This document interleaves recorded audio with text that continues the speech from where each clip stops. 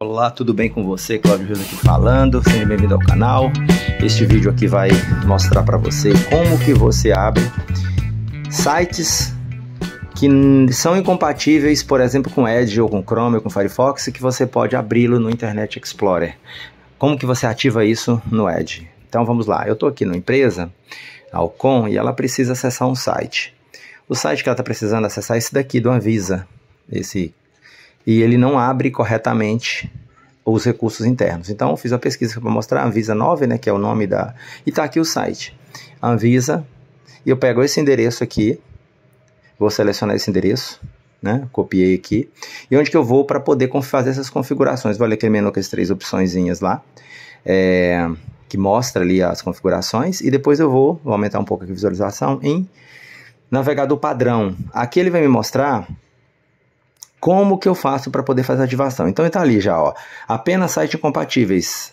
Nesse caso aqui, eu adiciono a página que eu quero, coloquei a página lá embaixo, então permitiu o Internet Explorer que só apenas abre aquilo, né? Fechei ele, eu tenho que fechar ele e abrir novamente o Internet Explorer. Deixa eu abrir aqui, né? Edge quer dizer, abrir, vou colar o endereço ali em cima e ele vai me mostrar aqui o site já carregado no modo correto, que é o modo, tá vendo aqui lá em cima, olha, ele já abriu ele, tá vendo? Você está no modo Internet Explorer, a maioria das páginas funciona melhor com Edge, e você tem essas configurações caso você queira fazer.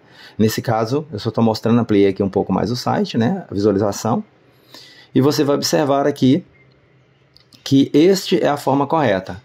Simples assim, não tem muito segredo, ok?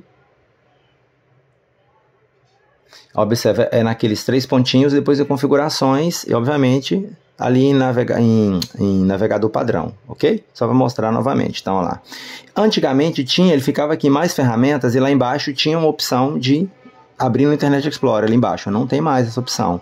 Então dependendo da sua versão do seu navegador Edge pode estar. Agora vamos aqui em navegador padrão e a gente vê aqui, a gente pode adicionar quantas listas a gente quiser. Eu fui aqui no item opções da internet e fui lá no item segurança e adicionei esse site aqui como site confiável também, que o Internet Explorer antigo ele costumava dar alguns erros, né, em questão de abertura. Dou OK e ele retorna para cá. Então isso é a forma correta de você abrir. Caso aconteça de erro, você faz isso, que ele funciona, perfeito?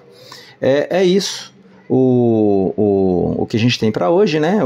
Só apenas mostrando aqui novamente o site final.